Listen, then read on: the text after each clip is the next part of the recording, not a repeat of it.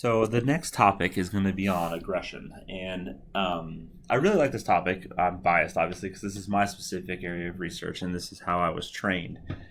Um, if you want to know more about this and you like this, and you're a psych major, I know Psych 314, the way it's currently taught by me and also by Professor Brian Meyer. If you're a psych major, we delve into this specific topic throughout most of the semester. I exclusively focus on it for the entire semester. Brian Meyer only does for half. At least as of the time I'm recording this video, that's the way it works. But needless to say, it's a really interesting topic to me, and it's something that I research extensively. And the cool thing about this is we can talk about this. This lecture was made not from the book, so you're going to get a lot of extra information, which is really kind of neat in terms of learning. So first, let's define it. So aggression.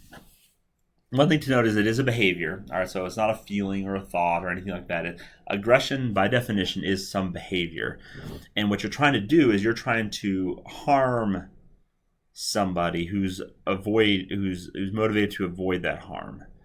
All right. So now with this, the harm has to be intentional. All right. So the word intends needs to be very important. You see it twice, and so what's going to happen here with the intentional piece is it has to be purposeful. So imagine a case where, let's say you're at a bar and someone throws a bottle at you but misses. All right. Well, just because they missed doesn't mean it's still not an aggressive act, because they tried to hurt you but they missed.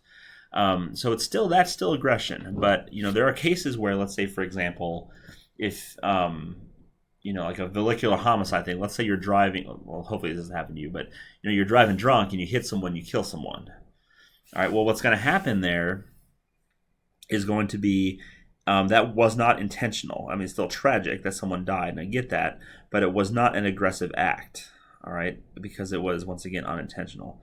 Now, in addition to that, it being a behavior and it being an intentional behavior, notice how it doesn't specify the types of behaviors that go into this. So you can imagine a case where, when you think of aggression, most people think of like punching somebody or kicking somebody or something like that.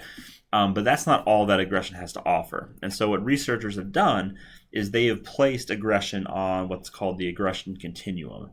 And it looks something like this, where the way it works is it goes from least to most aggressive in terms of the physical harm it causes the victims. So down here, you have verbal aggression, and we'll define that in a second. But like yelling at somebody, that's on the kind of one side of this continuum, and then the hitting, the punching, stuff like that would be here, and then it goes all the way up to violence, which is where it's like you shoot someone with a gun. And I asked my advisor, who is the world's leader in aggression. I asked him once, where do you draw the line between aggression and violence? And he told me he didn't know. But if he had to guess, violence would be something that could put you in the hospital, whereas aggression may not. So, if someone attacks you with like a baseball bat, that's a violent behavior, versus someone just like kicks you or shoves you while you're playing basketball, that would be an aggressive behavior. But if someone yells at you, that would be a verbal behavior. And so what happens here is that the continuum was derived based on how much physical pain does it cause the victim.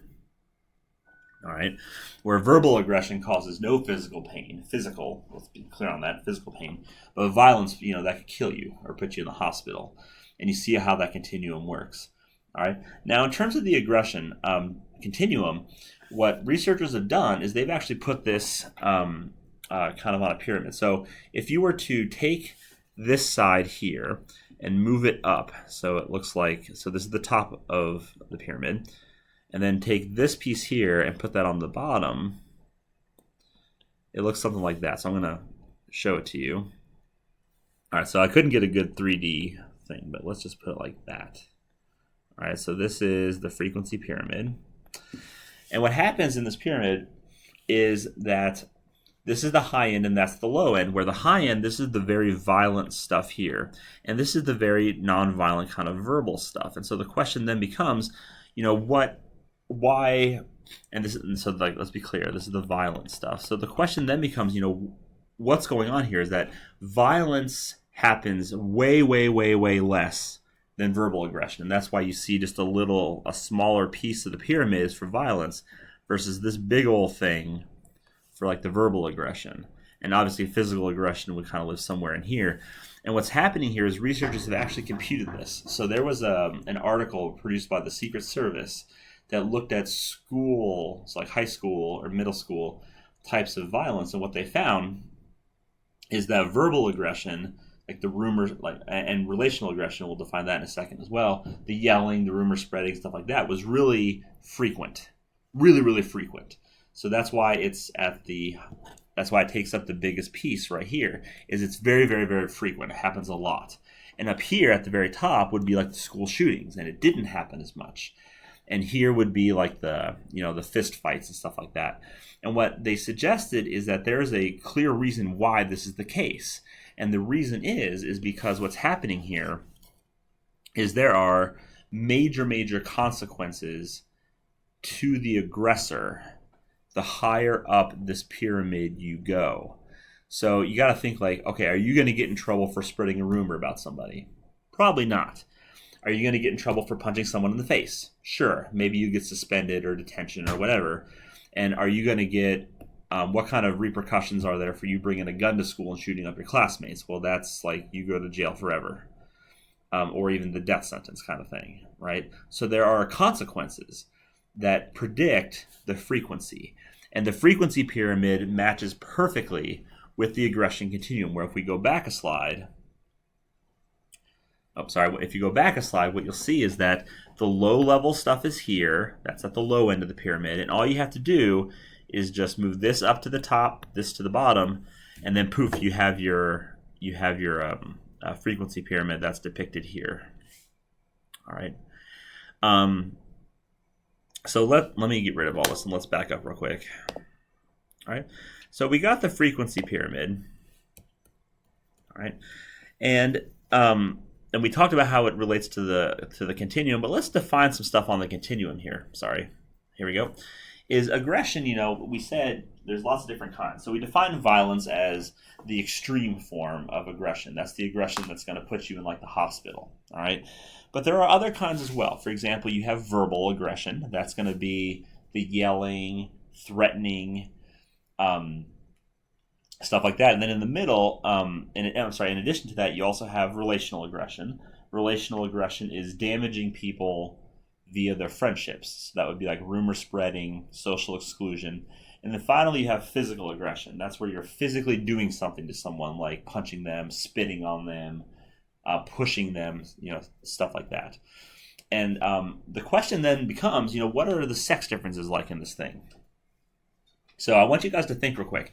Who is more physically aggressive, men or women? Right. I'm sure most of you, if you didn't say it out loud, because that'd be weird, most of you probably thought, men are more physically aggressive, and that's true. But the question is why? Why is it that men are more physically aggressive than women? And there's actually several answers, but the two most common ones are, number one is going to be testosterone. So research has shown that testosterone, which is a kind of a chemical released by the pituitary gland in your head, what's going to happen is that is going to be that predicts aggression well, and men just happen to have more of it than women. All right, so number one is testosterone. There's a biological cause for it. The second is kind of a social role explanation. And this is the idea that social roles would say that as their little boys, they get reinforced positively for their aggression, whereas little girls do not. So for example, little boys, if you've ever seen them play, what they'll do is they'll make anything a gun. So like a stick or a frisbee or just any toy or any object they can get their hands on becomes a gun, and they shoot things all over the place. And what we do as a society is we're like, yay, little Jimmy, he's sitting there shooting things. That's awesome. But if a little girl did that, we'd be like, oh, don't do that. And we can actually reverse that as well, where we can say, like, if like Jimmy, let's say a boy, wants to go play house, and instead of something else, he wants to go play house, we're just like, oh, Jimmy, no, don't do that. Don't pretend to wear a dress. Don't do that. but for a girl, they put on a dress or they play house. We're just like, yay, you're doing a great job.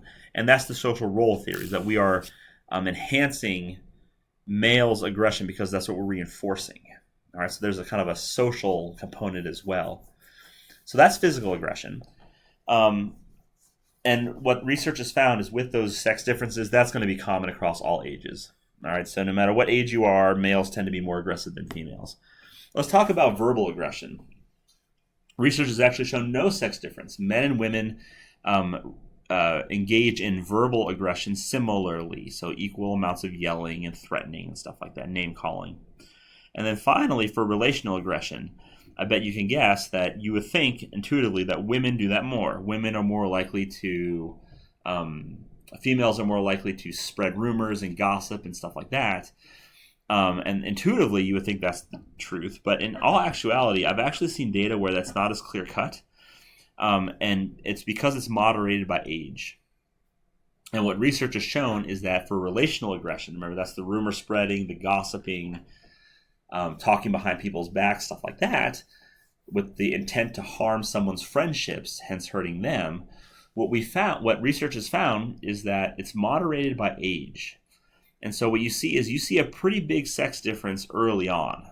All right, early on. So preschool, even elementary school, even middle school. But once you start getting to high school and college, that sex difference goes away, and men and women do it to an equal amount.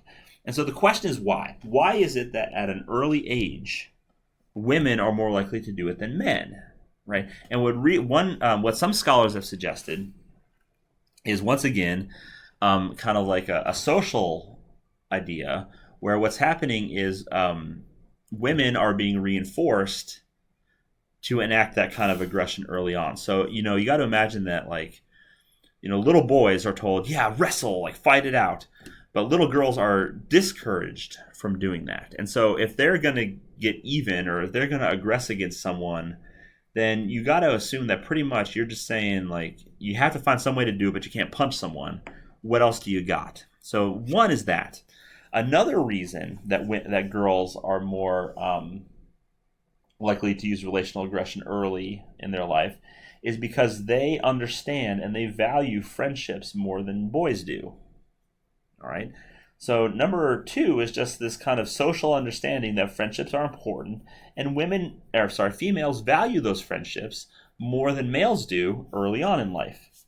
All right. And finally, and this is perhaps for me the most intuitive one, and I really like this explanation, is that little girls develop their language faster than boys do. All right. So if you think about what relational aggression is really being this kind of manipulative type of person where you're rumor spreading, stuff like that. Well, you need to have the ability to do that, right? You have to have that language ability present. And what's going to happen is, because females develop their language abilities faster than males, they have that tool more than males have that tool, especially early on. All right. So those are the sex differences there. So males are more likely to be physically aggressive, sorry. There's no difference in verbal aggression between men and women at any age. And what we see is relational aggression is convoluted with age of participants, such that females do it more than males early on. But once you get to, once again, like high school or college, you don't see that difference. All right, you don't see that difference as strong anymore. So for all intents and purposes, they pretty much do it equivalently. Males and females relationally aggress equivalently.